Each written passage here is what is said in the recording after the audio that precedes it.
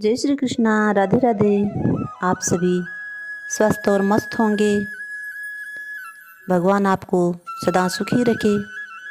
आइए सुनते हैं मोक्षदा एकादशी मार्गशीर्ष शुक्ल पक्ष श्री ब्रह्मांड पुराण की कथा।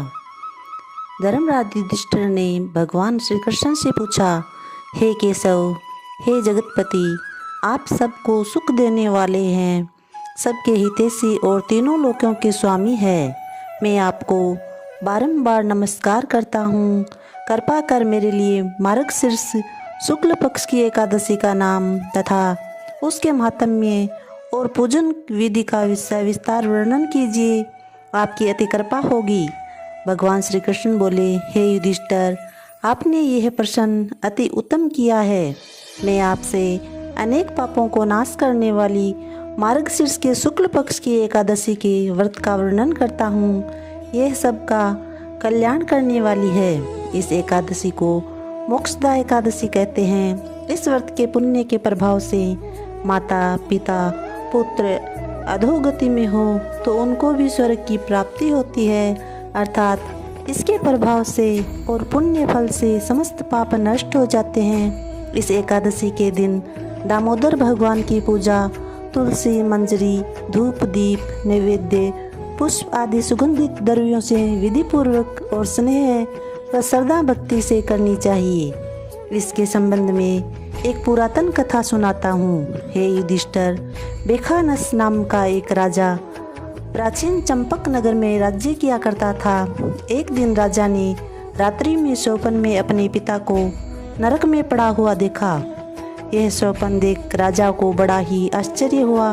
प्रातःकाल राजा ने विद्वान ब्राह्मणों को सभा में बुलाकर अपने स्वप्न का वृत्तांत कहा कि हे विप्रों, मुझे अब यह राज्य सुख, धन, ऐश्वर्य, हाथी, घोड़े, पुत्र पुत्री, स्त्री इत्यादि कुछ भी सुखदायी नहीं लगते, क्योंकि एक उत्तम पुत्र जो कि अपने पिता तथा पूर्वजों का उद्धार करे वह सहस्त्र मूर्ख पुत्रों से उत्तम होता है। जिस प्रकार एक ही चंद्रमा सारे संसार को प्रकाशित करता है, हे द्विजवरों, उस पुत्र का जीना व्यर्थ है जो अपने पिता का भी उद्धार न कर सके।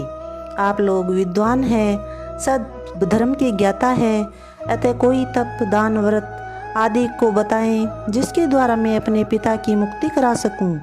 राजा के वचनों को सुनकर ब्राह्मणों ने कहा, हे नृपेंद्र, यहाँ से कुछ ही दूरी पर एक पर्वत पर मुनि का आश्रम है। वहाँ जाकर उनसे ये सब पूछें, क्योंकि वे भूत, भविष्य, वर्तमान तीनों काल के ज्ञाता है। अवश्य कोई विधि ऐसी बता देंगे जिससे आप अपने पिता की मुक्ति करा सकेंगे। ब्राह्मणों की सलाह मानकर राजा पर्वत मुनि के आश्रम पर गए।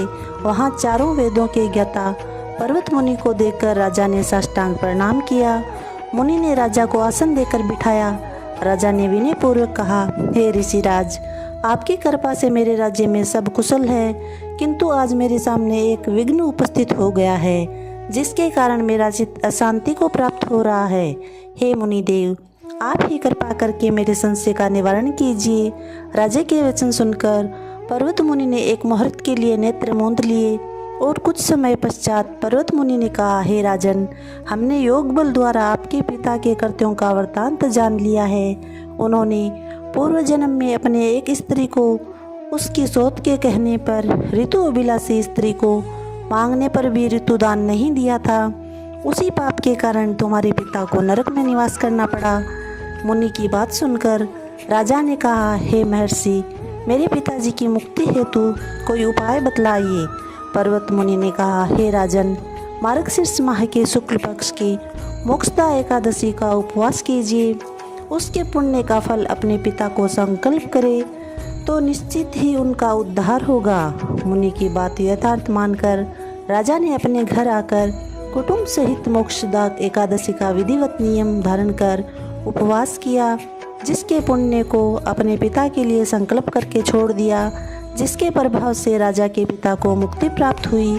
हे युधिष्ठिर, जो मनुष्य मोक्षदा एकादशी का व्रत करते हैं उनके समस्त पाप नष्ट हो जाते हैं और वे स्वर्ग लोक में निवास पाते हैं। इस व्रत को करने तथा कथा पढ़ने सुनने से वाजपेयी यज्ञ का फल प्राप्त होता है तथा ये मोक्ष को देने वाला व्रत है।